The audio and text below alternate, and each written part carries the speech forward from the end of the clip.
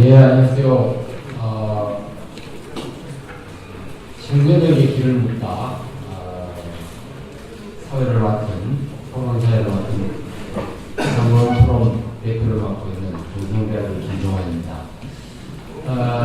제가 조금 여기 부산에서 오다 보니까 오늘 조금 늦게 도착을 했습니다. 그래서 기조 발제를 제가 듣지는 못했습니다만은 뒷부분에 청년 마을의 한복을 입다, 청년 마을을 기획하다라고 하는 새로운 주제를 제가 들으면서 뭔가 내가 정말 잘 올라왔구나. 저는 사회를 하러 올라오기보다는 사실 서울고용포럼이 이렇게 멋진 주제를 가지고 어떤 발표와 어떤 내용으로 논의를 할까 하는 것을 오히려 제가 배우러 내려온 입장입니다. 올라온 입장입니다. 그래서 저는 사회와 함께 오히려 청취자 입장에서 많이 배우고 가도록 하겠습니다. 또한 오늘 이 자리를 초청해 주신 서울고용포럼 김석철 회장님께 제가 감사를 드려야 되는데요. 그 이유 중에 또 가장 큰 게 하나가 올라오면서 저는 한방님을 봤습니다. 부산에 살고 있으면 1년 내도록 눈을 못 봅니다. 근데 서울대기 첫눈이죠? 네. 한방눈을 보게 해주신 데 대해서 서울고용포럼 모두에게 감사를 드립니다. 그리고 저는 오면서 한 20-30분 앉아 계실까? 보통 포럼 이렇게 세미나를 오면 그렇게 많지는 않습니다. 지역의 다양한 포럼 나오고, 제가 포럼 부산에서 대표를 맡고, 저희도 1년에 저희들은 좀 행사가 많습니다. 한 20여 차례 이상의 행사를 하는데, 보면은 작고 큰 행사들인데, 국제심포지엄에서부터 또 아주 작은 국가 세미나까지 여러 가지가 있지만은, 정말 행사를 한다는 게 굉장히 어렵습니다. 근데 오늘은 어떤 형태를 떠나서 여기 오신 분들이 청년분들이 많이 보이시고 또 함께 걱정하는 분들이 많이 오신 것 같아서 제가 굉장히 이 자리를 자장을 맡게 된 것을 굉장히 무한한 영광으로 생각합니다. 오늘 저도 뒤에 두 개의 아주 재미있는 발제를 들었고요. 오늘 이런 문제를 허심탄회하게 얘기를 하는 자리가 되었으면 좋겠고요. 그러기 전에 조금 논리적으로 혹은 또 실제로 이 부분에 대해서 전문적으로 연구를 하시는 분들의 얘기를 여러분들이 조금 지정 토론자분들에게 들어보시고 각각 이 자리는 약간 이론적 논의의 자리보다는 정말 함께 논의하는 공론화의 자리가 되는 그런 것이 되었으면 좋겠습니다. 그래서 지정 토론자분들이 발표가 끝나시고 나면은 각각 여러분들에게, 플로어에 계신 여러분들에게 많은 질문과 코멘트의 기회를 드리도록 하겠습니다. 그래서 방금 소개가 되었습니다만은 순서대로 우리 지정 토론자분들께 제가 지금 시간으로 보면은 조금 시간이 예정 시간보다 좀 지체가 됐습니다. 4시 15분부터 5시까지 지정 토론을 해야 되는데, 토론자 세 분께 제가 한 10분 정도씩 시간을 드리겠습니다. 10분 이내도 좋고요. 그래서 한 10분 정도의 좋은 말씀을 좀 해주시면 좋겠습니다. 먼저 한국산업기술대 박철우 교수님께서 말씀 있으시길 부탁드리겠습니다. 네, 감사합니다. 오늘 한방문이 내렸는데 오늘 저녁은 한박 스테이크로 저는 오늘 오용 박사님 청년 고용 문제에 대해서 통계 자료와 다양한 설문조사 결과를 잘 봤습니다. 청년 고용 문제가 상당히 심각하다 하는 것에 대해서는 매우 동의하는 바고요. 그리고 그 대안을 여러 가지 주셨지만 그 대안이 해결될 수 있는 방안을 주시는 게 아니고 우리 같이 지혜를 모으는 과정이 필요하다 이렇게 말씀을 주셔서 그 점에 대해서도 동의하고, 오늘 모임이 그런 해결을 실마리를 풀어가는 중요한 동기라도 얻었으면 하는 바람입니다. 그리고 이 박세상 대표 한옥마을 관련된 내용 얘기 잘 들었고요. 의창민 곧장 삼국신화 사업장에 발표도 잘 들었습니다. 저는 이 오영 박사님하고 자주 뵙기 때문에 오 박사님의 발표보다는 두 분 우리 청년 대표들의 발표가 더 감동적이고 희망을 본 듯 합니다. 제가 저희 학생들 지도하면서 그 나간 직접적으로 지도한 친구들은 다 취업이 100% 다 되어 있거든요. 그래서 크게 취업에 걱정을 안 하는 분위기입니다. 공대 같은 경우, 이공계의 경우에는. 근데 이제 좀 걱정인 것은 뭐냐면 그 청년들 중에서, 제자들 중에서 도전의식이 좀 없는 친구들 굉장히 많아요. 그 엄마는 꿈에서 자라서 그런지 몰라도 또 아파트 문화에 있어서 그런지 몰라도 공장을 가면 오늘 같은 날씨 굉장히 춥거든요. 그래서 갔다가 하루도 못 입고 나 직장 안 다닐래 하고 오는 친구들이 꽤 많이 있습니다. 그런 여러 가지 것들을 보면 그 후반부의 박승상 대표와 원창기 사무국장의 발표를 보니까 청년들의 그런 도전의식이 굉장히 고맙게 생각되기도 하고 희망을 볼 수 있었던 것 같습니다. 그래서 그 오 대표, 우리 오 박사님의 발표 내용을 보면은 청년 일자리 문제의 심각성을 쭉 얘기를 했는데요. 사실 그 일자리 문제의 핵심은 그 요즘 여러 가지 굉장히 많은 일들이 있는데 핵심은 그 제조업하고 서비스업에서 일자리 문제라고 볼 수가 있습니다. 제조업의 일자리는 사실 2004년하고 2014년을 아까 비교를 하셨는데 2004년부터 시작해서 2014년까지 이렇게 내려오는 가운데서 우리나라 경제는 좋아졌는데 해외로 기업들이 굉장히 많이 나갔습니다. 국내에 아까 발표된 디스니자 선박 일자리가 굉장히 줄었거든요. 그에 비해서 말씀하신 것처럼 2004년이 대학 진학자가 피크를 치는 해입니다. 대학 진학을 2004년에 했으니까 졸업해서 나오는 거는 군대까지 포함하면 거의 6년 정도 보면 2010년부터 시작해가지고 보는 이 매출자가 굉장히 많은 것이죠. 그래서 특히 청년분 문제가 심각한 것은 24세에서 29세.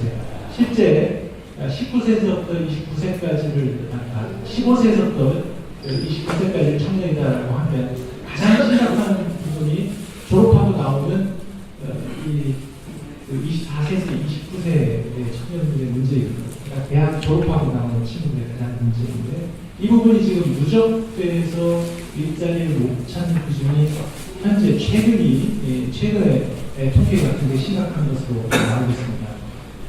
그러면 결과적으로 보면 한 4, 5년 정도 지나면 그 생산 가능성과 피크를 찍고 그 다음부터는 줄기 때문에 오히려 청년 고용 문제는 한 4, 5년 지나면 없어질 것이다 이렇게 얘기하는 사람들도 있습니다. 실제로 가능성이 있는 일이죠. 근데 그 문제는 뭐냐면 2020년 정도 됐을 때 우리의 산업 현황이 현재 상태에서 그대로 유지된다는 가정하에서는 청년 고용 문제가 없어질 것이다 이렇게 보고 있습니다. 근데 상황을 보면 중국 그 경기가 둔화되고 오다 보니까 우리나라가 직접적으로 영향을 받습니다. 그래서 제조업 경기가 매우 불안한 상황이거든요. 만약 여기가 다시 무너지게 되면 생산 가능도 감소해서 그 감소분을 청년 고용으로 여력이 생길 수가 있는데 그렇지 못할 가능성도 매우 높다는 것이죠. 그런 측면에서 보면 이 청년 고용 문제는 어쨌든 지속적으로 관리해야 되고 이 비효율을 제거해서 우리가 이 인구 감소 시대에 효율을 느끼게 할 수 있는 방향으로 시스템이 갖춰져야 될 필요는 충분히 있다. 그렇게 만들어가야 된다는 것이 제가 드리고 싶은 첫 번째 이야기입니다. 특히 또 두 번째 드리고 싶은 말씀은 청년 고용 문제를 유발하게 된 이유 중에 하나가 2004년과 2014년을 비교해 보면 그 대중소기업 간 격차가 매우 벌어지는 걸 알 수가 있습니다. 대기업 임금 대비 중소기업의 임금이 한 50%, 근데 생산성은 30% 됩니다. 이게 이렇게 벌어지게 된 이유 중에 하나가 사실 그 80년대 후반, 90년대 초에 대기업은 이 노동 문제 때문에 인구 이 재직자를 늘리기보다는 오히려 자동화를 통해서 생산성을 높이는 방향으로 갔고요. 중소기업 같은 경우는 외국인 노동자를 수입해서 여전히 그 사람에 의존하는 형태를 가졌거든요. 그래서 이 격차가 굉장히 심하게 벌어지면서 한 대기업 대비 70% 임금만 됐을 때만 하더라도 우리 청년들이나 모든 사람들이 중소기업을 잘 선택했었는데 지금 그 이하로 내려가다 보니까 실제로 재수를 해서라도 대기업을 가야 되겠다고 하는 이 사회적 문화가 팽배하게 퍼져 있는 상황입니다. 그래서 이 제조업에서 계속적으로 청년들의 일자리 문제를 그 희망을 찾기가 좀 쉽지 않은 상황이다라고 보고요. 이런 환경이 만들어지게 된 거에는 굉장히 복잡한 역학관계가 있는 것 같습니다. 노동운동도 관계가 있고요. 그리고 뭐 대기업의 기술 혁신도 관계가 있고, 그리고 사회 문화적인 변화, 생활 의식의 변화, 이런 모든 것들이 복잡하게 얽혀져 있어서 어느 하나를 딱 해결을 하면 청년 교육 문제가 해결되는 그런 마법의 도깨비 방망이 그런 건 없는 것으로 판단이 됩니다. 그렇지만 굉장히 앞으로 해야 될 것이 꾸준한 그런 역학관계를 통해서 효율을 찾아가는 그런 과정들이 필요하고 오늘의 모임이 그렇게 해야 되겠다 하는 말씀을 좀 드리고 싶습니다. 특히 제조업 문제를 얘기를 했었는데 조금 전에 두 대표와 사무국장 얘기를 들어보면 그 제조업이 아니라 사실 서비스업에서 희망을 찾은 겁니다. 특히 제조업이 이렇게 일자리가 정체되어 있는 상황에서 서비스업으로 사실 타겟을 좀 해야 되는데 이런 부분에 있어서 청년들의 이 기업 이런 것들을 좀 기대해 보고 싶습니다. 사실 제조업 대비 서비스의 그 생산성이라고 하는 건 한 3분의 1 정도밖에 안 됩니다. 그래서 그 인문사회계열의 많은 사람들이 이쪽에서 일을 하게 되어 있는데요. 그러니까 거의 3분의 1 정도 되다 보니까 뭐 낮은 근로 환경이 별로 좋지 않죠. 이걸 극복하는 노력이 필요한데 아까 그 두 대표의 혁신적인 그리고 또 아이디어 있는 그런 비즈니스 모델을 가지고 지역에 봉사하면서도 비즈니스 모델을 만들어내는 이런 것이 일자리를 증진하는데 매우 도움이 될 것이다 하는 말씀을 드립니다. 그리고 오늘 그 토론 자료에 해놨던 거에 제 내용은 실제 미스매치, 이제 일자리를 만들어내고 하는 것은 당연히 가야 될 부분이고요. 그러니까 시스템을 갖춰야 되는 것 중에 하나가 뭐냐면 미스매치를 해소하는 겁니다. 근데 기존에 알고 있는 양적, 질적 미스매치는 여러분들 다 알고 계시는 거고요. 이 설계 미스매치다라고 하면 지금 사실 교육부에서 이제 프라임 사업, 전원 선도대학이라든가 이런 사업들을 통해서 지금 현재 산업 구조에 관련된 인구 구조를 좀 바꿔놓으려고 하는 거죠. 미래 산업 수요에 대응하기 위한 전략으로 그런 미스매치를 해소하고자 하는 노력을 하고 있고요. 그리고 또 한 가지 제가 드리고 싶은 얘기는 사실 제가 하도 우리 대학생들하고 자주 이야기를 하다 보니까 대학생들의 속마음을 많이 압니다. 이게 이제 기업을 선택할 때 임금도 굉장히 중요하죠. 임금이 넘버원입니다. 그 다음에 회사의 브랜드도 좋아야 되고요. 근무 환경 좋아야 되고요. 그리고 같은 나이 또래 직원들이 좀 있어야 되고요. 여학생들의 경우에는 주변에 스타벅스 커피숍이 좀 있어야 되고요. 이게 굉장히 다양한 것들이 있습니다. 이게 이제 심리적 미스매치를 해소하는 전략이 필요하다는 건데 그런 점에서 저희 오히려 기업 여기 청년들에게 드릴 말씀은 아니고 오히려 기업의 CEO들에게 드릴 말씀인데 청년들이 여러 가지 환경들에서도 가장 중요하게 생각되는 것 중에 하나는 뭐냐면 들어가고 난 다음에 근속하기 위해서 회사의 비전이 있어야 됩니다. 그리고 내가 이 회사에 갔을 때 커리어를 발전시켜서 좀 더 성공할 수 있는 단계를 점프할 수 있는 그런 환경이 됐으면 좋겠다. 그게 희망이거든요. 그런 점에서 보면 앞으로 많은 중소기업들 중에서 대기업도 마찬가지입니다만 회사의 비전과 전략을 보여주고 인재상을 만들고 청년들이 이 직장에 들어오면 이 직장이 나에게 굉장히 큰 도움이 될 수 있는 직장이다. 그래서 내가 청춘을 가질 수 있는 직장이다. 그런 분위기를 조성하는 노력이 굉장히 필요하지 않느냐. 그런 뭐 방향을 제시한다면 대기업이 됐든 중소기업이 됐든 청년들이 선택하고 기여할 수 있을 것이다. 마지막에 발표된 두 분과 같은 그런 청년들이 중소기업을 살리고 대기업을 키울 수 있는 그런 역량을 발휘할 수 있지 않을까 이런 생각을 좀 해봅니다. 이상 발표드렸습니다. 네, 감사합니다. 청년 문제, 정말 우리나라 국정과제의 사실상 거의 지금 1호라고 해서 과언이 아닐 것 같습니다.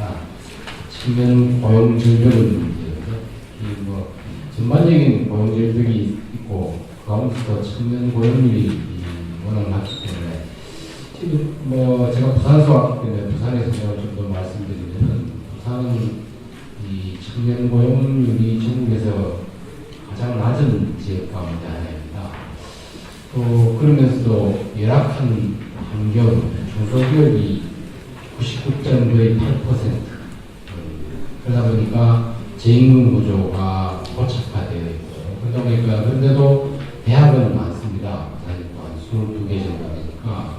그러다 보니까 이 미스매치 문제가 어느 지역보다도 굉장히 심각하고, 부산 지역의 청년들도 많은 활동을 하고 있지만은 정말 이 서울보다도 저희들 통계로 보면 서울은 그래도 굉장히 양호하다 우리 이렇게 얘기하면서 부러워하고 있는데 부산은 그런 어려운 부분들이 굉장히 많고 특히 중소기업 미스매치 부분은 가장 심각한 지역 가운데 하나다라는 생각이 듭니다.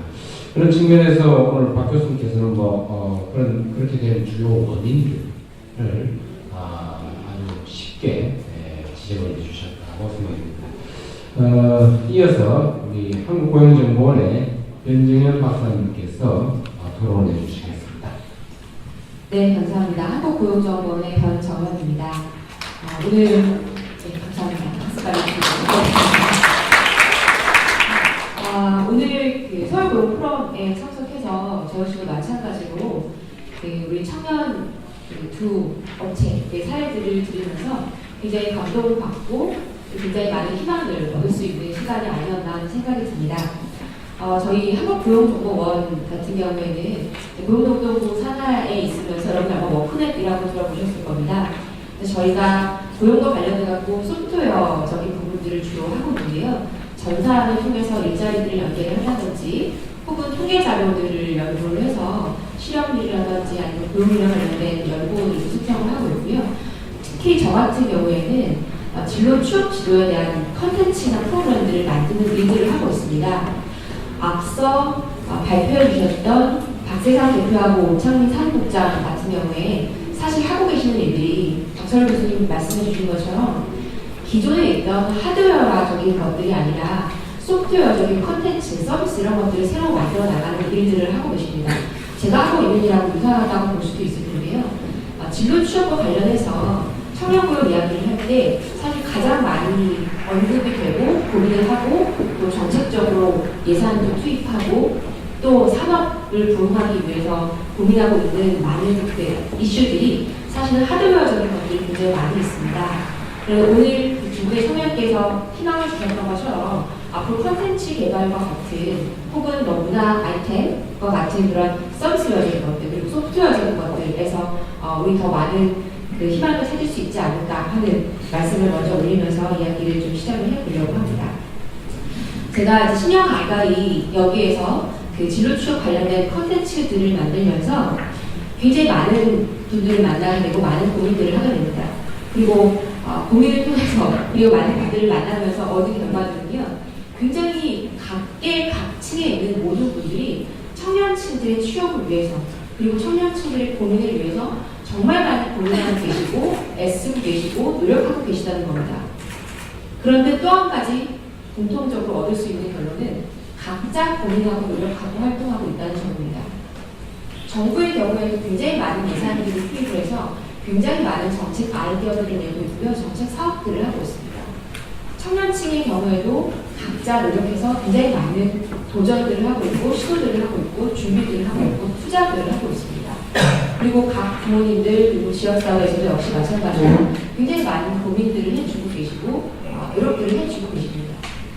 그런데 공통적으로 각자 노력을 하고 시도를 해주고 있는데 이런 것들이 함께 공론화되고 각각의 노력하고 있는 것들이 서로가 유기적으로 얽혀서 함께 시너지를 낼 수 있는 기회들이 많지 않다 하는 것들이 제가 느끼게 되는 그간의 짧은 소회인데요.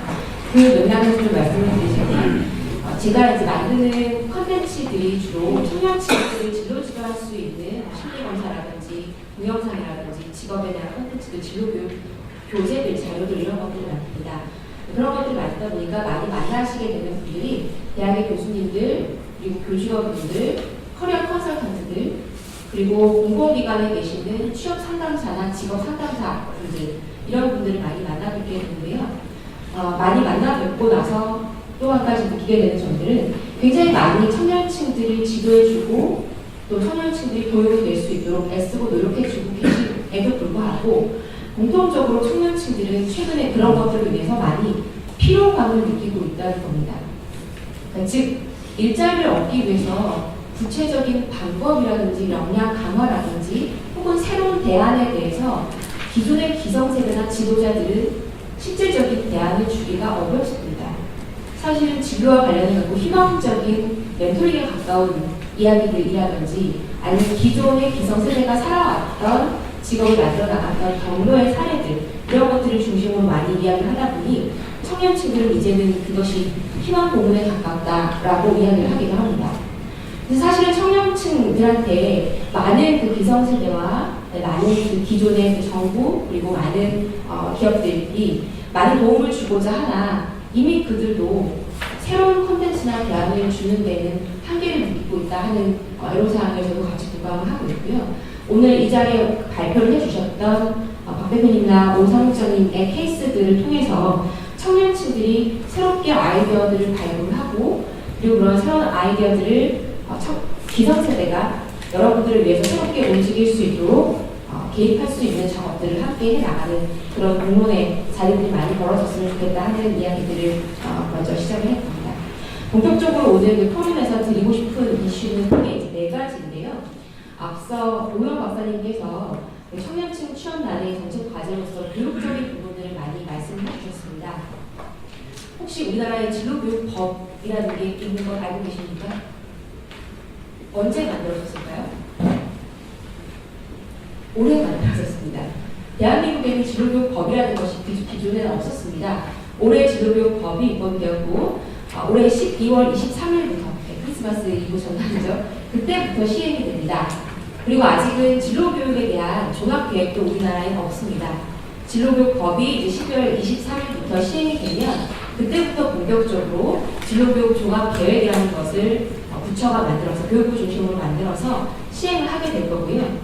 지금까지는 청소년 단계에서의 진로교육을 어떻게 할 것인가, 자유학기제를 어떻게 활성화할 것인가 하는 이야기들이 많이 오갔었는데 저는 청년 여러분들이 오늘 많이 이 자리에 와 계시기 때문에 본격적으로 그 진로교육법의 시행을 계기로 해서 대학 단계에서 그리고 청년 단계에서의 진로교육법들이 많이 실현되고 강화되었으면 좋겠다 하는 바람을 이 자리에서 좀 말씀을 드립니다. 특히 아까 박 교수님께서 프라임 사업이라는 걸 말씀을 주셨는데요. 그 7월 27일에 우리나라의 그 청년층에 관련된 굵직한 2가지 정책이 발표가 되었습니다. 하나는 청년 고용절벽 해소 종합대책이고요. 이거는 고용노동부와 기재부를 중심으로 해서 현재 청년층들이 갖고 있는 실업 문제와 고용 문제를 타개하기 위한 고용 측면에서의 정책 안이 많이 포함되었습니다. 또 같은 날인 7월 27일 날 보도에서는 많이 묻혔습니다만 교육부가 발표한 정책이 사회 수요에 맞는 고등 인력 양성 방안입니다. 이 안에 아까 박 교수님께서 말씀 주셨던 프라임 사업이라는 게 들어가 있는데요. 이게 뭐냐면 내년에 정부가 한 2,600억 원 정도를 투입을 해서 대학의 구조를 조정하고 개편하는 일을 하게 됩니다. 이때 구조를 조정하고 개편할 때 단순히 그 수를 줄이는 게 이슈가 아니고요. 청년층들의 진로 교육을 강화하는 게 해당 사업의 주요 이슈입니다. 특히 이때는 지금의 기존에 만들어져 있던 학과들은 사실 사회에서의 일자리들과는 조금 관련성이 좀 떨어져 있는 학과들 중심으로 대학 학과들이 많이 구성이 되어 있는데 앞으로는 학생들이 대학에 있을 때 실제로 사회에 나가서 벌어먹고 살 수 있는 힘, 역량, 그리고 필요한 지식, 기술 이런 것들을 학제를 넘어서 다양한 전공을 공부를 하고 다양한 역량을 좀 쌓아 나갈 수 있도록 하는 그런 내용들을 담고 있는 게 바로 7월 27일 발표되었던 사회수에 맞춘 고등인력 양성 방안입니다. 그래서 본격적으로 올해 말 그리고 내년 초부터 지금 이미 연구 쪽하고 정책 분야에서는요 어떻게 하면 대학 안에서 우리 청년층들이 현실적으로 필요한 공부들을 해서 역량을 쌓고 나갈 것인가에 대한 고민들을 많이 하고 있는데 이때 이 자리에 계신 우리 서울 워크홈을 비롯한 관계자분들 그리고 청년층들이 본격적으로 많은 이야기를 내주시면 굉장히 좋지 않을까 하는 생각이 듭니다. 예컨대 이제 이것과 관련해서 저희 그 기관에는 현재 제가 하고 있는 일은 크게 이제 두 가지 급하게 겨울에 좀 시작을 하고 있습니다. 일단 대학에 계신 경영자들이나 리더들께서 대학의 커리큘럼이라든지 여러 가지 프로그램들을 사회수에 맞게 그리고 역량을 강화할 수 있도록 바꿔나가기 때문에 대학 경영자들을 위한 진로 취업 가이드라는 것들을 만들어 배포하기 위해서 지금 만들고 있고요. 또 한 가지는 한 20억 정도를 저희가 투자를 해서 전공별로 그 전공을 나왔을 때는 어떤 분야로 진출이 가능한지에 대해서 정보를 생성하고 조사를 하는 작업들을 하고 있습니다. 예컨대 이런 정보들이 나옵니다. 과거에는 우리가 국문과다라고 하면 소설과 시 이런 것들만 생각을 했는데요. 실제로 저희가 조사를 하다 보니까 국문과를 다니면서 IT 프로그램을 같이 공부한 친구들은 검색 로직을 개발하는 직무를 담당하고 있기도 하고 또 온톨로지라고 해서 검색 그 언어들을 만드는 프로그램도 있습니다. 그런 것들을 국문학적인 지식과 배경들을 활용해갖고 융합된 역량을 활용해서 실제로 새로운 소프트 산업의 전문 인력들로 양성이 되어 나가고 있는 친구들이 굉장히 많이 있기 때문에 그런 다양한 다학제가 그리고 융합 전공을 할 수 있는 경로들이 생겨날 수 있는 진로 교육들이 내년부터 본격적으로 활성화될 수 있도록 많은 분들이 힘과 의지를 모아주십사 하는 말씀을 드립니다. 두 번째로 말씀을 드리고 싶은 이슈는요, 이제 진로 교육 부분을 통해서 역량을 강화를 해 나가면 그 다음부터 본격적으로 많이 이루어져야 되는 것들이 취업 지원 분야입니다. 지금의 취업 지원 분야는 사실 구직 기술, 그러니까 서류와 면접 테크닉을 지도하는 부분에 굉장히 많이 집중이 되어 있습니다. 그런데 실제로 우리 청년층들한테 굉장히 중요한 거는 사실 어느 일자리에서 어떤 역량이 필요한지를 아는 것, 그 자체가 굉장히 많이 결함이 되어 있고요. 그리고 그 역량을 강화하기 위해서 어떤 자원을 내가 활용할 수 있는지 아는 것, 이런 것들이 굉장히 많이 부족합니다. 우리 청년층들이 본인한테 자기 투자하기 위해서 선택하는 방법은 알바입니다. 알바를 하면서 돈을 모아가지고 자기 투자를 하려고 하죠. 근데 그러다 보니까 결국은 몇 푼 안 되는 알바 돈을 모으기 위해서 시간과 에너지를 다 소진을 해버리게 되고요. 결국은 자기 투자를 못하게 됩니다. 그러다가 본인이 원하지 않았던 빨리 취업할 수 있는 일자리로 가게 되는 이런 현상들이 악순환이 되고 있습니다. 사실 정부에서 올해 기준으로 봤을 때요. 139개의 중앙정부 사업들이 있습니다. 한 800만 원 정도까지 국비 지원을 무료로 청년층들이 교육을 받을 수 있는 사업들도 굉장히 많이 존재합니다. 정부 관계자들의 애로사항은 뭐냐면요. 굉장히 좋은 직업 교육들과 프로그램들을 만들어 놓았는데 청년층들이 몰라서 오지 않는다는 겁니다. 그러면 이 취업 지원 분야에서 앞으로 해 나가야 될 부분들은 무엇이냐? 청년층들이 본인들이 필요로 하는 서비스가 무엇인지를 좀 진단을 받을 수 있고 이것을 한 곳에 가게 되면은 통합적으로 연계해서 보통 우리가 지원을 받을 때 창업 관련된 거 받으려면 창업 관련된 곳이 따로 찾아가야 되고요. 그 다음에 서류 컨설팅 받으려면 그거에 관련된 곳을 따로 찾아가야 돼요. 그 다음에 훈련을 받으려면 그걸 관련된 곳들을 따로 찾아가야 되는데 청년층들 관련된 기관들이 한 곳에 이제 모아져 있으면 여러 가지 대학 안에 있는 서비스와 그리고 대학 밖의 정부 사업들, 지자체에서 하고 있는 사업들을 한꺼번에 연계해서 나한테 필요한 정보들을 얻을 수 있는 그런 맞춤형으로 취업 지원 정보를 연계해주는 홈센터 기능을 할 수 있는 기관들이 많이 활성화되어야 되겠다 하는 이야기들을 좀 해봅니다. 올 하반기에 10월 달에 혹시 대학 창조 일자리 센터라고 들어본 분들이 계신지 모르겠습니다. 21개 저희들이 올해 개소를 했고요. 매일 한 40분대 정도가 개소가 될 텐데 캠퍼스 안에 있습니다. 청년층뿐만 아니라 고등학생 학생들도요, 청년이라면 이곳에 가면은 학교 안과 그리고 학교 밖에 있는 모든 정보 지원 사업들의 서비스들을 한꺼번에 연계 받을 수가 있습니다. 상담과 그다음에 내가 일경험을 쌓을 수 있는 정보들, 혹은 인턴십이라든지 직장 체험에 대한 정보들, 그리고 아까 말씀드렸던 국비 지원을 받을 수 있는 국내외, 해외 취업 창업이라든지 훈련에 관련 정보들, 이런 것들을 모두 다 연동받을 수 있는 그 프로그램들, 패키지 형태로 좀 앞으로 계속 연계가 되고 강화되었으면 좋겠다 하는 말씀들을 좀 올려봅니다. 세 번째로 드리고 싶은 말씀은 괜찮은 일자리들을 늘리기 위해서 역시 또 같이 고민해야 되지 않을까 하는 생각을 했거든요. 저는 개인적으로 우리나라의 괜찮은 일자리들을 늘리기 위해서 앞으로 강화돼야 되는 정책은 일과 생활의 밸런스를 맞추는 정책들이 아닐까 하는 생각이 듭니다. 흔히 우리가 일, 가정, 양립 정책이라고 해서 여가부를 중심으로 해서 정책들이 많이 시행되고 있는데요. 사실 굉장히 많은 재직자들은 적은 임금을 받으면서 늦게까지 장시간 근로를 하는 이런 부분에 굉장히 많이 지쳐 있고요. 많은 또 재직자들은 이런 이야기를 합니다. 일은 굉장히 많은데 자리는 늘어나지 않는구나. 일 자리를 내가 하고 있는 일을 정말 나누어서 같이 자리를 공유하고 싶다 하는 이야기들을 하는 재직 근로자들과 재직 청년층들이 굉장히 많이 있습니다. 사회 전반적으로 장시간 고되게 일하는 이런 사회적인 문화가 아니라 일과 생활의 밸런스를 맞출 수 있는 문화가 좀 확산되고 그리고 그거를 지원할 수 있는 근로나 고용에 관련되어 있는 기준들이 강화되어서 괜찮은 일자리들이 점차적으로 확산될 수 있는 사회적인 분위기를 좀 형성해야 되지 않을까 하는 이야기들을 또 해보고요. 창업 지원과 관련해서는 최근에 대학을 중심으로 해서 창업 교육들이 굉장히 많이 활성화되고 있는데 창업 아이디어와 아이템을 막 갖고 있는 청년들이 굉장히 많은데 의외로 판로를 확보하지 못해서 사업화에 실패하고 있는 청년들이 굉장히 많이 있습니다. 그래서 앞으로는 판로를 개척하거나 유통을 지원해주는 정책 지원 사업들이 많이 활성화되었으면 좋겠다 하는 이야기들이고요.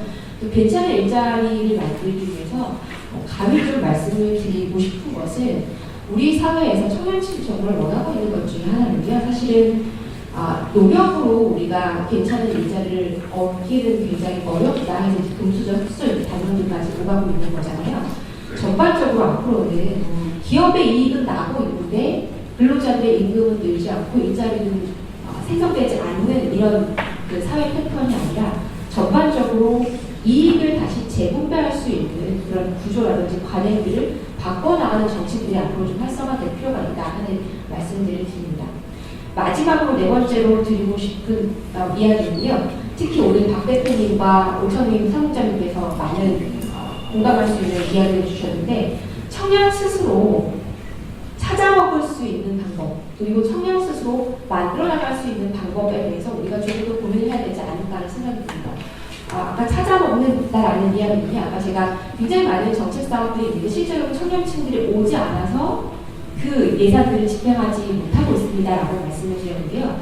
많은 청년층들이 실제로 정보를 고민만 하지 말고 정보를 직접 찾아서 실제로 지자체나 국가에서 내가 가려운 부분을 만들어 놓은 정책 사업이 무엇이 있는지를 찾아보고 그걸 스스로 찾아보고 수혜를 누릴 수 있는 그런 적극성들을 조금 더 펼쳤으면 좋겠다 하는 제안을 드리고요.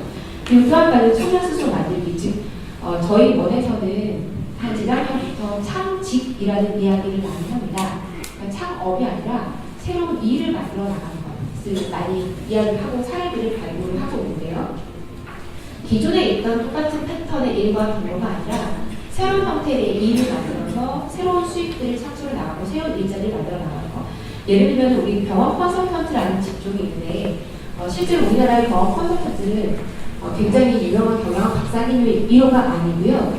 복학생, 전문대학을 재학하고 있었던 군대 다닐 때 몸이 골골한 상태로 복학을 하게 된 전문대학 재학 학생이 만든 직종이 병원 컨설턴트입니다.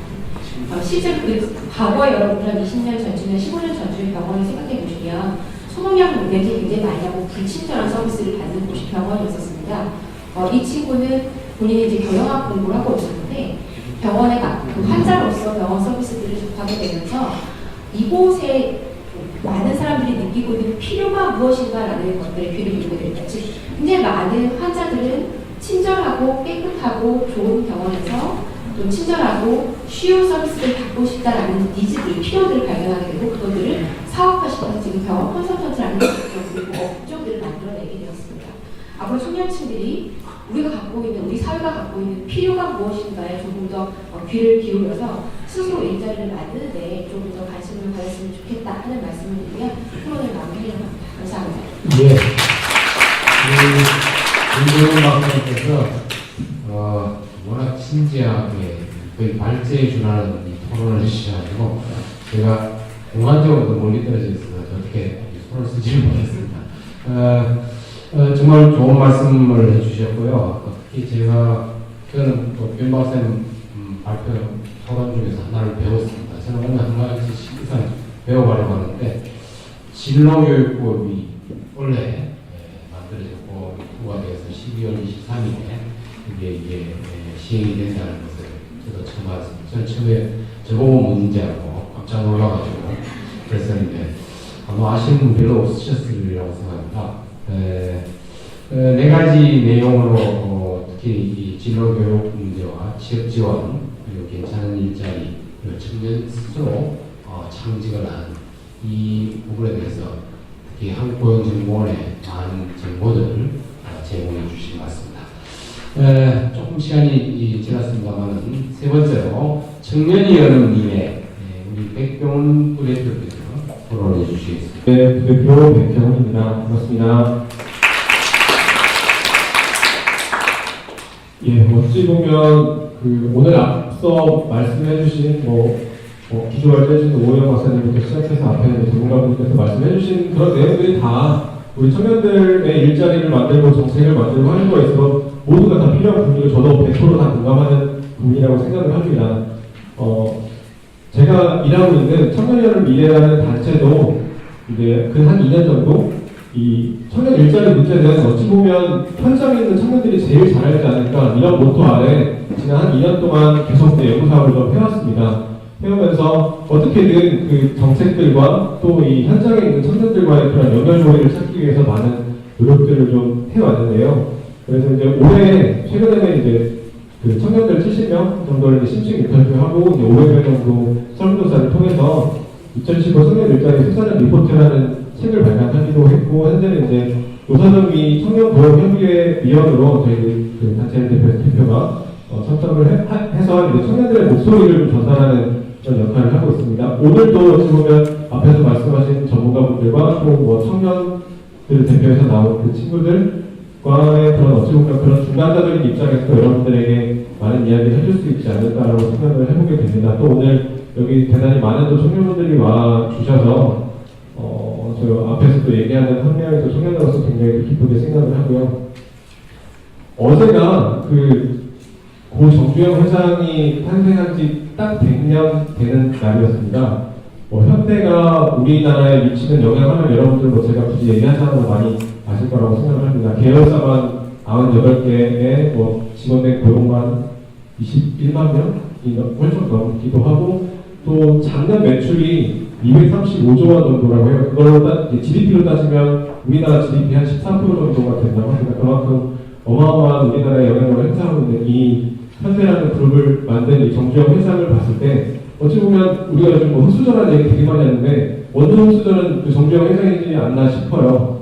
소량동 아들로 태어나서 육남 이녀 장남으로 태어나서 정말 맨손으로 현대라는 그룹을 만든 그 정주영 회장을 봤을 때 그 한 청년 정주영이 살았던 한 50년 전과 지금과 또 어찌 보면 우리 부모님 세대가 좀 어려워했었던 그 IMF 때와 비교해봤을 때 우리가 물론 지금 헬조선이다 흑수저다 이런 얘기들 참 많이 하지만 그때만큼도 지금이 더 힘들까라고 보면 꼭 지금이 더 힘들다라고 얘기할 수도 없는 일인 것 같아요. 그만큼 우리는 어찌 보면 우리 자리에서 각자가 할 수 있는 일들을 해가면 되지 않을까 그런 생각을 해보게 됩니다. 저는 여기 이 발제를 이 토론을 준비하면서 그런 청년 일자리의 해답이 뭘까 참 어렵지만 저도 나름대로 한 3가지 정도 정리를 좀 해봤습니다. 물론 앞에서 더 할 말이 없이 좋은 정책들을 좋은 진단과 정책들을 말씀해 주셔서 해주셨지만 또 저 나름대로 청년들을 만나봤을 때 이렇다저렇 하는 것들을 좀 녹여내서 여러분들에게 간략하게나마 말씀을 좀 드릴 수 있을 것 같습니다. 일단 첫 번째로는 이게 의지의 문제가 아닌가 싶은 생각이 듭니다. 일단 이 의지도 청년들의 의지도 있고 또 정부의 의지도 있고 기업의 의지도 있을 것 같은데요. 청년들을 보면 보통 이제 여덟 아홉이 다 같은 곳을 바라보고 있는 그런 상황 속에서 어찌 보면 물론 이제 없다 하지만 아까 그 예로 들어서 말씀하신 그 두 분처럼 어찌 보면 또 우리가 좋아하고 할 수 있는 일을 또 할 수 있는 일을 찾다 보면 또 그런 많은 일들이 있지 않을까 싶고 오늘 신문을 보니까 그 기업에서 인사 담당하는 분들이 청년들 고용하는 사람들에게 제일 많이 보는 게 뭐냐라고 물어봤을 때 직업에 대한 책임감, 직업에 대한 비전을 제일 많이 본다고 하더라고요. 근데 반면에 청년들에게 물어봤을 때 그 가장 고용에 있어서 중요한 게 뭐라고 생각하냐? 여기는 여러분들 뭐라고 생각하세요? 대부분의 청년들이 압도적으로 어학 준비가 제일 중요하다고 했다고 합니다. 근데 그 어학 준비에 대해서는 그 고용 전문가분들이 얘기하시기로는 그 순위가 가장 낮은 순위에 뽑혔다고 해요. 그러니까 그런 만큼 요즘 물론 아닌 데도 있겠지만은 갈수록 스펙트로를 하자, 나름대로 자기 그 일자리에 대한 비전이 필요하다 하는데 그런 것들이 실제 일자리 고용 현장에서도 그렇게 이루어지고 있다고 하는 거고 청년들도 그런 부분에 있어서 너무 선입견이나 편견만 갖지 말고 그런 부분들이 있어서 나름대로의 자기 준비가 필요하지 않을까 그런 생각을 해보게 됩니다. 그리고 두 번째는 정부의 의지라고 생각을 합니다.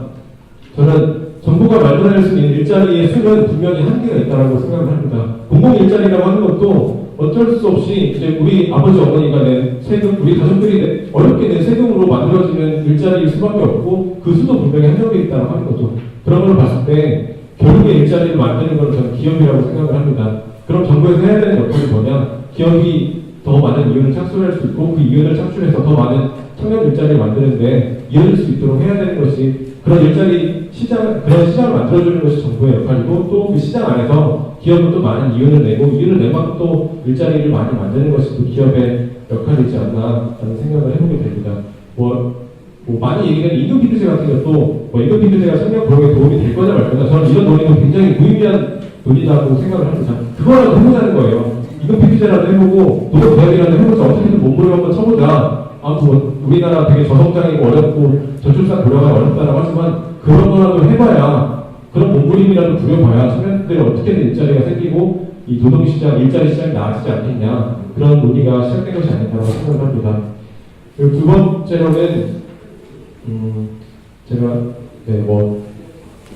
두 번째, 세 번째 말씀드리는데 세 번째로 제가 말씀드리고 싶었던 건 이제 노동개혁과 교육개혁 같이 가야 된다 이런 얘기를 드리고 싶었어요. 그러니까 아까 문사철 얘기도 많이 나오고 저도 이제 이 현장에서 청년들 만나보면 특히 어려워하는 청년들이 인문계 청년들이에요. 문성업이라는 말 아시죠? 인구론도 아시죠? 인문계 90%가 논다 이런 말이 실제 있는데 그런 이야기들을 또 인문계에 다니는 학생들이 진짜 실제로 하고 다닙니다. 그런 현실들을 봤을 때 이런 교육계획과 함께 이루어져야 되지 않는다는 생각을 해보게 됩니다. 그리고 이제 세 번째로는 제가 청년들 만나면서 이거 정말 필요하다. 이게 정말 청년 일자리의 해결책 키가 아닐까라고 생각을 했던 건 공정한 일자리 시장이 필요하다고 하는 겁니다. 청년들 500명에게 물었습니다. 이게 청년들에게 일자리 기회가 공정하게 주어진다고 보냐라고 봤을 때 무려 82.2%의 청년들이 불공정하다고 생각을 하고 있다고 했습니다. 그런 식으로 봤을 때 당장에 몇십만 개의 일자리를 만들겠다 이런 수치를 제시하는 것보다는 실제 앞으로 우리가 일할 노동시장, 일자리 시장을 구조적으로 변화시키는 게 어찌 보면 가장 중요한 일이 아닐까 싶고 근데 봤을 때 지금 이미 이 일자리를 10개로 놓고본다면 이미 9개 자리는 이미 우리 아버지 세대, 삼촌 세대가 이미 꽉 자리하고 있다는 거죠. 그래서 근데 그걸 떼쓰듯이 청년들에게 일자리를 달라 하는 게 아니라 다만 물론 이 어려운 상황 속에서도 그래도 우리 세대가 동행할 수 있고 공존할 수 있는 그런 방안을 함께 마련해보자. 그런 데 있어서 가장 중요한 건 누구나 이 땅에서 두 발을 딛고 살아가는 데 있어서 누구나 노력하고 자기가 하고 싶은 걸 하는 데 있어서 노력한 만큼 그 기회를 줄 수 있는 그런 공정한 기회를 제공하도록 하는데 일자리 정책의 그런 키워드가 맞춰줘야 되지 않을까라는 생각을 해보게 됐습니다. 여기까지가 제가 드리고 싶은 말씀이었고요. 청년 자원에 투자하지 않는 나라에게 미래는 저는 없다고 생각을 합니다. 그런 만큼 또 최근에 이렇게 청년들에게 많은 관심을 보여주는 전 사회 각계각층의 그런 관심과 걱정은 참 감사한 일이지만, 오늘 이 자리도 참 감사한 일이지만, 저는 이게 단순히 그냥 이렇게 공연구에 그쳐서는 안 된다고 생각합니다. 그러기 위해서는 실제 여기 앞에서 계신 전문가분들도 앞으로도 역할이 있을 테고 청년들도 역할이 있을 테지만, 실제 그런 노동 시장과 일자리 시장을 구조적으로 변화시킬 수 있는 그런 결과론적으로 뭔가를 바꿀 수 있는 그런 변화를 만들어내야 되지 않을까, 그런 말씀을 드리면서 오늘 토론을 마무리하도록 하겠습니다. 감사합니다. 네, 대표님 수고하셨고요. 청년 문제, 청년과 정부와 기업의 의지 문제이고, 또 노동개혁, 교육개혁 반드시 필요하고, 공정한 일자리 시장을 어떻게 만드느냐, 당장 필요한 일자리 몇 개를 만드는 것보다는 그것들을 지속할 수 있는 구조 자체, 구조를 만드는 것이 더 중요하다는 그런 말씀도 해야 됩니다. 이제 시정 토론이 끝났고요. 제가 조금 시간 관계를 좀 잘못해서 한 10분 정도가 오버가 됐습니다만, 시작 자체가 10분이 늦었습니다. 그래서 제가 보기에는 5시 30분까지 과학적 마무리를 하려고 합니다. 그래서 남은 시간은 자유롭게 여러분들의 자유로운 어떤 질문과 토론을 드리려고 하는데요. 앞에 이 지정 토론자분들이 주로 상대적으로 좀 논리적이고 좀 이 정책적인 부분에 주로 말씀을 하셨다는데, 저는 이 프로와 쪽에서 물론 그런 질문도 가능합니다만은 좀 2부에서 논의되어진 이 마을, 그죠? 한옥을 입히는 거, 마을을 기획하는 거. 저는 세상을 바꾸는 것은 국가를 바꾸는 게 아니고 마을을 바꾸는 데서부터 시작이 된다고 생각합니다.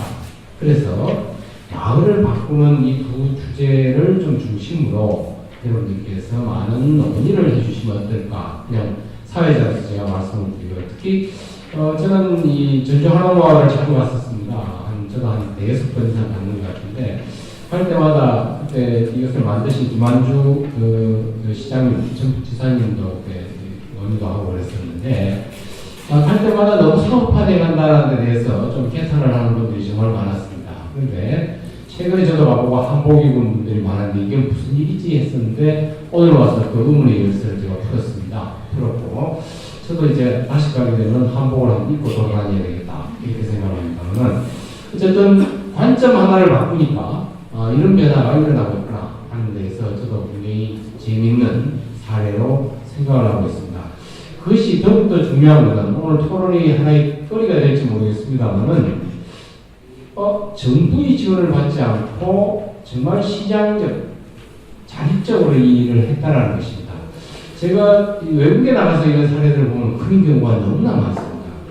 정부 지원을 받았는 경우가 오히려 실패하는 경우가 더 많았는 경우가 있어서 우리나라에 많은 사업들이 정부 지원으로 이루어지는 것들이 있거든요. 그런데 저는 그게 우리나라에서 필요하다고 봅니다. 그럼에도 불구하고 정말 지속 가능한 창업과 새로운 사업은 이 정부 지원이 이게 약이 되는지 독이 되는지 잘 모르겠어요.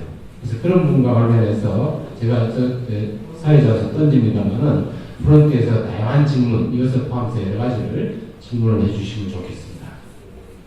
질문하실 분은 손을 드시고 이름과 좀 수석을 간단하게 말씀하시고 간단하게 질문해 주시면 고맙겠습니다.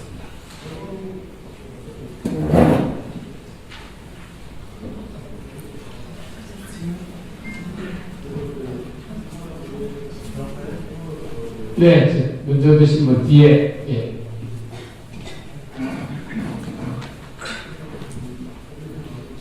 안녕하십니까. 저는 서울고용 포럼에서 일하고 있는 윤남기라고 합니다. 저는 변정현 박사님께 여쭙고 싶습니다. 지금 대학 관련된 진로 문제 얘기가 많이 나왔는데, 저는 대학이 취업을 시키는 곳인가 순수 학문을 함양하는 곳인가라는 생각을 합니다. 현재 대학을 평가함에 있어서 취업률이 가장 큰 기준이 되고 있는 것도 문제라고 생각을 합니다.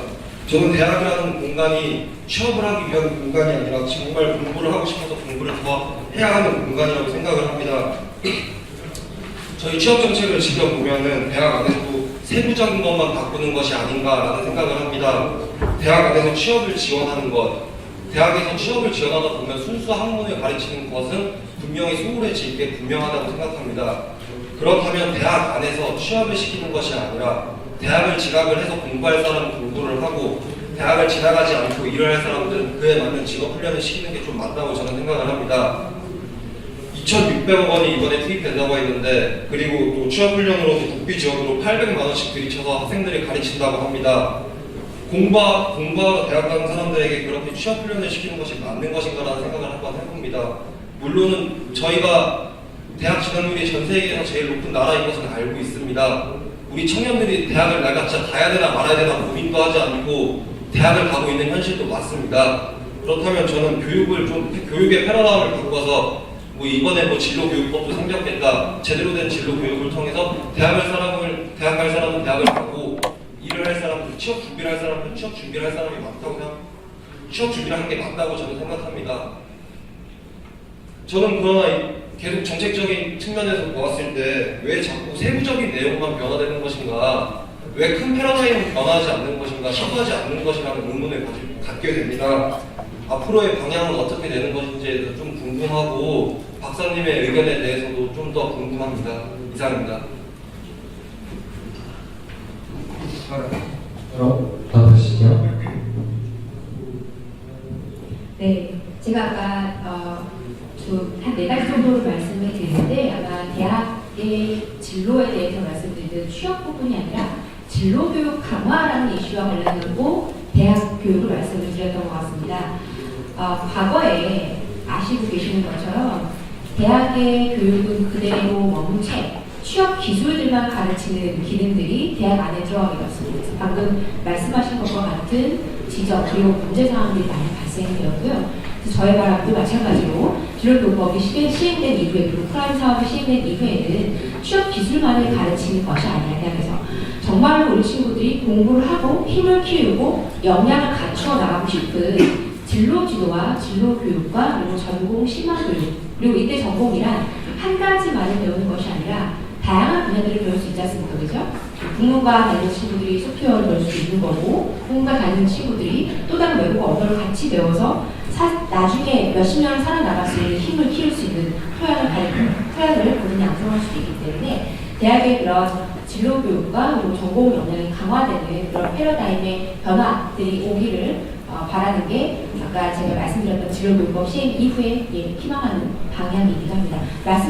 질문 주신 분과 사실은 같은 방향이기 때문에 특별한 다른 답변이 더 필요하시면 드리도록 하겠습니다. 예, 우리나라 교육의 큰 패러다임 전환의 문제와 관련된 특히 진짜 저도 대학의 구성을 하면서 가끔씩 그런 질문을 하고 또 교수들 간에도 그런 논의를 하고 있습니다. 그러나 아주 큰 패러다임의 문제입니다. 이 문제와 관련해서도 좋고요. 또 앞에 다양한 논의들에 대한 질문도 좋고 코멘트도 좋습니다. 또 말씀하실 분 있으십니까? 예.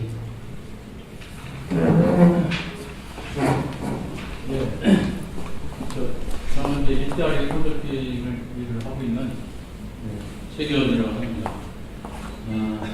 앞에서 분 오영 박사님부터 해가지고 얘기를 드렸는데요. 지금 저희에게 가장 어려운 부분들이 아마 대학생들 그런 분들인 것 같아요. 바다 고등교육자들이 많다는 말씀입니다. 지금 저도 이제 그 특성학교에서 컨설팅을 하고 있는데 지금 그쪽에 컨설팅을 나가보면은 특성학교 학생들도 나갈 데가 없고 그리고 아까 이제 일자리 미스 매체를 얘기를 하셨는데 특성학교 애들도 대기업만을 합니다. 왜냐하면 우리나라에서 지금 부모 세대가 원하는 것들이 다 그러한 좋은 일자리를, 괜찮은 일자리를 요구하고 있기 때문에 어제 통계가 나온 걸 보니까 전 세계에서 고등교육 이수율이 가장 높은 나라가 우리나라 3위가 되더라고요. 1위가 우리나라인 줄 알았더니 1위가 오히려 캐나다가 1위가 되더라고요. 그러니까 왜 우리나라가 그런가 거기 자세하게 분석을 해놨는데 20대에서 30대는 우리나라가 전 세계 최고 1위입니다. 근데 부모 세대가 고등교육 이수율이 낮기 때문에 전 세계 지금 3위 정도로 머무르고 있습니다. 이런 건 뭘 말하냐? 부모 세대가 어떻게든 대학을 보내야 된다는 거죠. 그런 부분에서 대학생들이 과다한 것은 우리 일자리가 미스매치가 아니라 불일치가 될 수밖에 없다는 거죠. 이게 국가나 이 정부에서 이런 일자리의 어떤 산업에 관련 재편하는 부분들, 이런 부분들이 따라졌을 때 달라질 수 있을 것이다. 지금 여기서도 얘기하는 게 전공과 관련해서 인문학 뭐 이런 부분 얘기를 하지만 그런 부분들 대학이 변화해가지고 대학도 지금 많이 변화하고 있죠. 현재 대학도 평가를 통해 가지고 산업체와 협업이라든지 시험 이런 걸 하지 않으면은 대학 퇴출되는 시대가 왔기 때문에 대학 변화를 엄청나게 하고 있는데 대학들이 변화해서 살아남는다고 해서 우리나라의 산업이 과연 변화돼서 그런 방향, 좋은 방향 가겠느냐라는 부분은 아니라는 거죠. 그 통계도 북유럽이 굉장히 진학률이 낮습니다. 독일 같은 경우는 굉장히 낮은데 이번에도 국가에서 조사하는 바에 의하면 독일에서 이제 도제학교 이런 부분들은 도제교육을 우리나라에 도입을 하기로 해가지고 우리나라에도 이제 그런 마이스터의 그런 부분을 하고 있습니다. 그 도제학교를 나온 사람이 사장이 되게 되면요, 독일 같은 경우에는 대학교 나온 사람이 그 회사의 절대 사장이 될 수 없도록 법으로 규정을 하고 있습니다. 그러니까 철저하게 기능을 가진 사람만이 사장하게 되면 그 기능에 다른 직업 이상에 가진 사람이 들어와서 그 산업을 침해하지 못하도록 국가가 규제하는 거죠. 그랬을 때 그들이 말하는 중소기업이 대기업과 경쟁에서 살아남게 되고 또 그 사람들이 좋은 일자리, 괜찮은 일자리들이 마련되게 되는데 저희는 모든 청년의 길을 위해 이런 규제를 가지고 하면요 전부 다 대학생한테 포커스가 맞춰요. 그래서 대학생들이 좋은 일자리 찾아주려고 이렇게 노력을 하게 되면요 이 문제는 결코 앞으로도 저희가 빠져나갈 수 있는 일이 없다고 생각합니다. 그래서 우리가 그 청년이라든지 여기에 대해 포커스를 맞추려고 한다면 직업능력 개발원 같은 경우에 오윤 박사님 하시지만 사실은 대학생이 중심이 아니라 중고등학교 학생들의 근로교육이 중심 기관이거든요. 그런데 발달신호 전부 다 대학생의 포커스를 맞출 수 있는 이런 부분들은 우리가 정말 바꿔나가야 되지 않을까라는 생각을 가지면서 우리 청년들의 어떤 그런 부분들이 산업의 어떤 재편까지는 아니어도 그러한 대학교까지 나오지 않은 사람들이 자꾸만 갈 수 있는 일자리들이 생겼을 때 우리 산업이 좀 더 좋은 방향을 가지 않을까라는 생각을 합니다. 그 같은 질문을 하기는 좀 그런데요. 앞에 계신 분들이 한번 거기에 대해서 한번 생각, 의견 말씀해 주셨으면 고맙겠습니다. 예. 박 교수님, 예. 간단하게 당연한 말씀이고요. 특성하고 마이스터고 고등학교 단계에서도 나와서 그 고등학생들이 갈 수 있는 일자리가 있어야죠. 그들도 청년이거든요.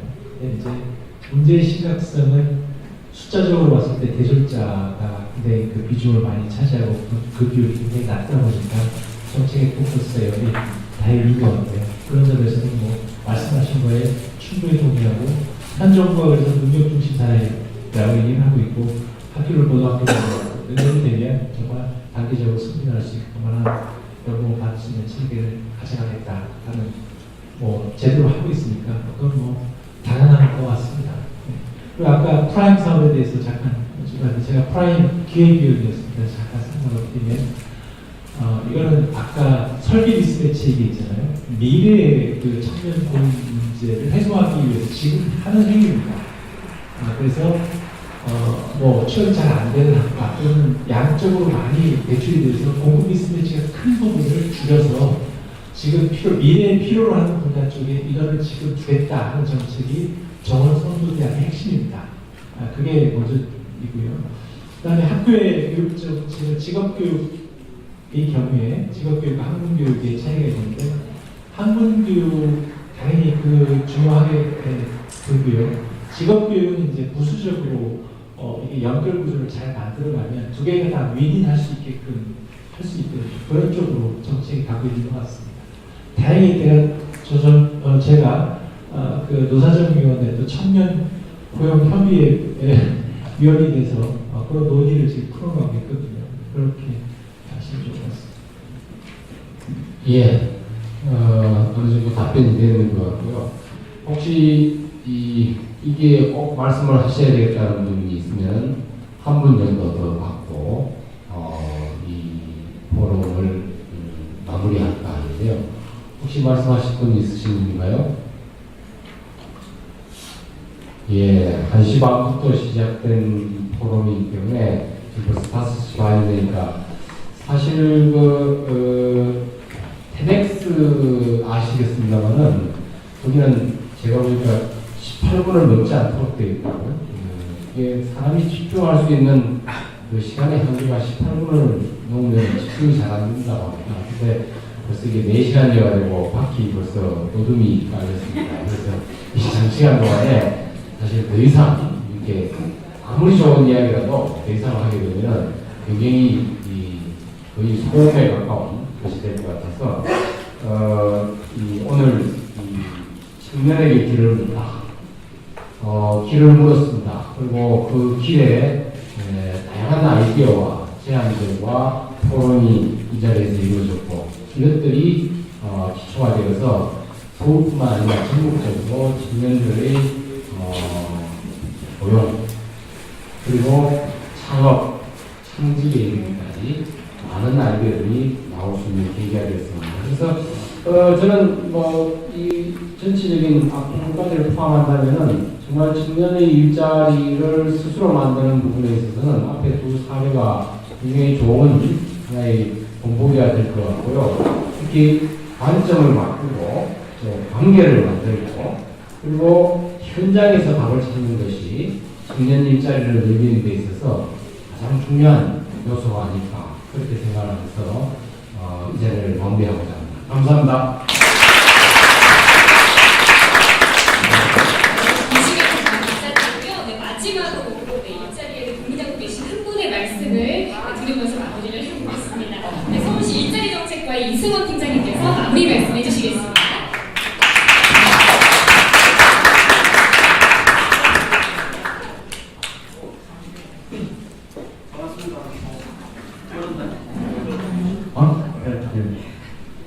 안녕하세요. 서울시 일자리 정책과 공공 일자리 팀장 이승훈입니다.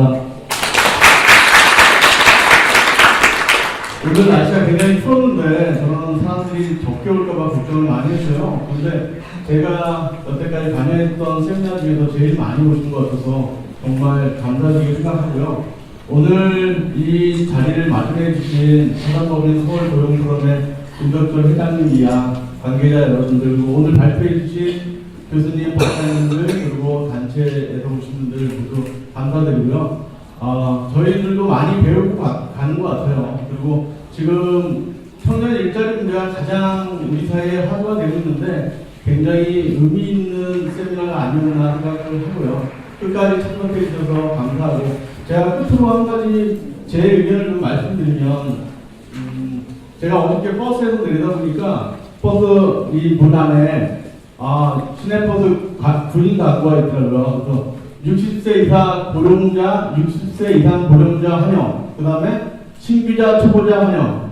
그런 한마디로 버스 면허증만 있는 사람이면 누구든지 뽑을 수 있도록 그렇게 구인을 하는데 시내버스 운전사라는 이 직업이 우리 사회에 꼭 없어서는 안 되는 직업이잖아요. 누군가는 이 일을 해야지 저 같은 사람들이 좀 지하철에 멀리 있는 사람들이 집에서 가고 그러는데 이런 데 대해서 우리 청년들이 안 가죠. 안 가는 이유가 제가 봤을 때는 임금이 낮고 거기 가면 처우도 안 좋고 근로 복지가 안 돼 있기 때문에 그런 것 같아요. 그래서 제 생각 중에 하나는 우리 사회의 업종별, 직종별 임금의 어떤 편차가 좀 적어지고 대학 교수를 하든 시내버스 운전수를 하든 자기 집을 이렇게 얻을 수 있고 자식들 잘 교육시킬 수 있는 그런 사회가 된다면 이런 문제가 많이 해결되지 않을까 그런 생각을 좀 해봤습니다. 어저께 제가 일자리 업무를 하다 보니까 그런 걸 보면 약간 그런 식으로 좀 생각을 하게 돼요. 그래서 저는 그런 생각을 해서 기회가 있으면 좀 얘기하고 싶은데 오늘 딱 이런 기회가 있으면 얘기를 해봅니다. 그래서 오늘 굉장히 잘 들었고요. 또 오늘 주제가 청년 일자리다 보니까 청년분들이 많이 오셔서 너무 감사하게 생각하고 다시 한번 오늘 참여해주신 모든 분들께 감사드립니다. 감사합니다.